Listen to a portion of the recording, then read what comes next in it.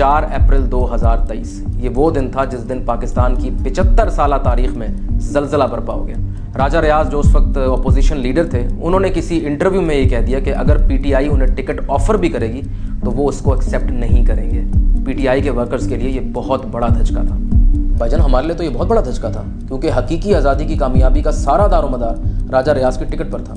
इसलिए कुछ घंटे तो हमें होश ही नहीं आया, हमें समझ नहीं आई कि क्या करें। लेकिन बिलाखिर जब हमने होश संभाला तो हमने ये फैसला किया कि सड़कों पर निकलने के अलावा हमारे पास कोई चारा नहीं है। कुछ तो इतने जज्बाती हुए कि उन्होंने पेट्रोल पी लिया, कुछ ने मीनारे पाकिस्तान से छलांग लगा दी और कुछ ने टीएलपी ज्वाइन कर ली।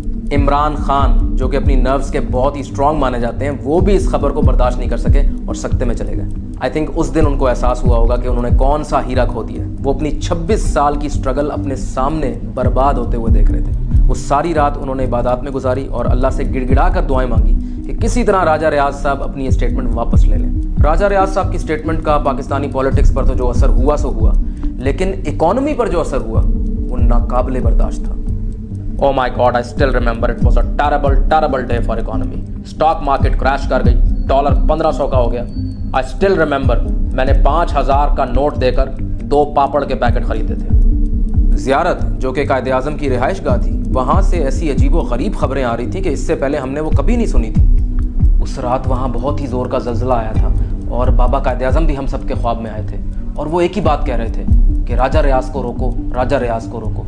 हालात काफ़ी ख़राब हो चुके थे। मुक़्तदर हलकों ने पूरी कोशिश की कि किसी ना किसी तरह ये खबर या तो लिमिट हो जाए या इसको कम्प्लीटली हम रोक लें, लेकिन बहुत देर हो चुकी थी और ये खबर बॉर्डर के पार जा चुकी थी। इन 75 ईयर्स में पाकिस्तान इतना कमज़ोर कभी नहीं हुआ था, इसलिए हमने ये निर्णय लिया कि पाकिस्तान पर हमला करने का ये बहुत अच्छा मौका है। हम अपनी सारी सेना सीमा पर लाकर खड़ी कर दिया है। It was a very dangerous situation. India अपनी तमाम फोर्सेस बॉर्डर पर ले आया था और न्यूक्लियर वॉर का खतरा पैदा हो गया था। लेकिन इंडिया को यह मालूम नहीं था कि राजा रियाज की स्टेटमेंट उस वक्त तक ग्लोबल न्यूज़ बन चुकी थी और पेंटागन भी एक्टिव हो चुका था।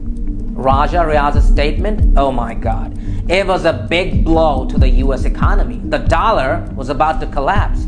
Joe Biden had to do something, and he had to do something really fast. China, Iran, Saudi Arab, Russia, America, Europe, तमाम फौजें आमने सामने आ चुकी थी और थर्ड वर्ल्ड वॉर का खतरा पैदा हो गया था। और ये वो वक्त था जब यूनाइटेड नेशंस ने यह फैसला किया कि अब हमें इंटरवीन करना पड़ेगा। रातों रात उन्होंने एक बहुत ही आला सतह का वफ्द बनाया जो पाकिस्तान में राजा रियाज साहब की रिहाइश गाह पहुंचा सुबह 3 बजे और मुसलसल 3-4 घंटे वो राजा साहब की मिन्नतें करते रहे। उसके बाद कहीं जाके राजा साहब ने इंसानियत की खातिर अपना बयान वापस ले लिया और बहुत बड़ी जंग का खतरा टल गया। मैं तो इसका क्रेडिट राजा साहब को ही दूंगा। He clearly saved the day. He was the hero, super hero in fact.